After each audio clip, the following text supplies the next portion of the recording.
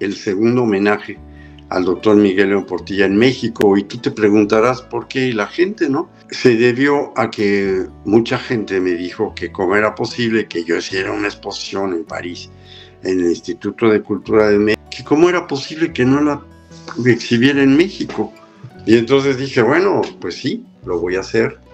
Y para esto el Salón de la Plástica Mexicana, que depende del Instituto Nacional de Bellas Artes, que por cierto, como tú sabes, va a cumplir 75 años de longevidad, voy a exhibir una serie de cuadros que tienen que ver, obviamente, inspirados en la obra tan vasta del doctor Miguel León Portilla. Por ejemplo, aquí voy a exhibir unos cuadros que tienen que ver con el último de los libros que escribió el maestro, que ya no lo vio, que se llama La erótica náhuatl.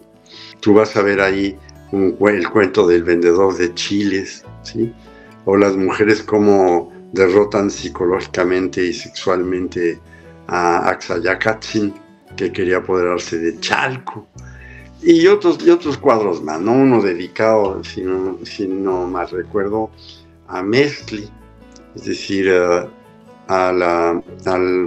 pues ese concepto doble que existe, ¿no? De la diosa de la luna y del conejo que se interpone con el sol, y entonces en la noche se da la penumbra. Otro dedicado, por ejemplo, al dios del maíz, de la cultura olmeca. Para mí es muy importante ahora hacerlo en México. Me dan las 4 salas del Salón de la Plástica, cosa que es un privilegio. Y la exposición va a durar todo el mes de agosto. Algo que tú sabes que me caracteriza es innovar. Y entonces voy a poner otras piezas diferentes que también están inspiradas en la obra del doctor Miguel León Portilla, y que pues no fueron exhibidas porque no fueron pintadas en esa época. Es decir, son obras que he realizado a partir de esa exposición que terminó precisamente a finales de julio en la ciudad de París. La temática, sin repetir con respecto a lo que te había dicho en una ocasión sobre el primer homenaje a Miguel León Portilla, abarca la parte mística, la parte erótica, la parte filosófica, la parte cognoscitiva, sobre todo el exhibir y exponer y difundir de esos dioses de la mitología por decirlo así, o de la teología, vamos a llamarlo, no solo de los aztecas y de los olmecas y de los toltecas, ¿no? Sino por ejemplo, de algunos tarascos, de la cultura tarasca, ¿sí? Obviamente de los mayas. Hay un cuadro que alude al tiempo, esa concepción maya.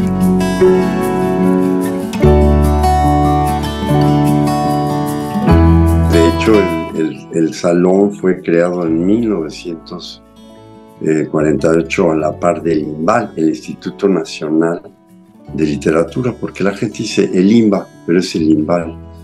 Y pues una institución, José, realmente sui generis. ¿Por qué digo eso? Porque hasta donde yo sé, apelando a mi ignorancia, no hay una institución de esa naturaleza en el mundo que sea respetada primero por el propio, vamos a decir, aparato institucional del gobierno.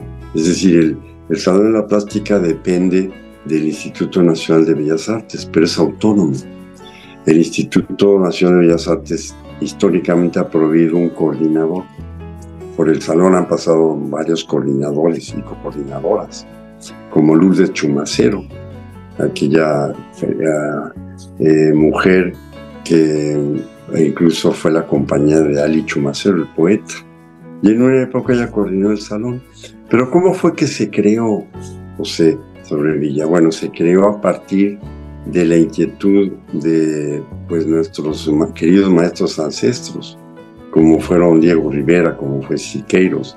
Es decir, en el salón ha pasado pues, la mayoría de los pintores, la mayoría, casi la totalidad de los pintores más egregios de este país. Ha sido la vitrina del quehacer plástico nacional. Sobre todo ha sido, al decir vitrina, de todos los estilos y de todos los géneros. Por ejemplo, Fanny Rabel, que fue discípula de Diego Rivera, fue miembro del Salón, o Mariana Jampolsky, la fotógrafa, o Leon Johansson, sueca. ¿Por qué menciono a ella? Porque en el Salón también acudieron o fueron parte de ello muchos extranjeros que vinieron al país, ¿sí? En la década, ya sea en la década de los 40 y tantos, o 50 o hasta los 60, producto de un interés por venir a México, o bien como resultado de una emigración forzada o forzosa por la Segunda Guerra Mundial, en fin. Y han enriquecido la vida artística de México. Tenemos el caso, por ejemplo, que me viene a la memoria de Arnold Belkin, un artista canadiense que fue parte del Salón y que contribuyó a enriquecer la muralística de este país.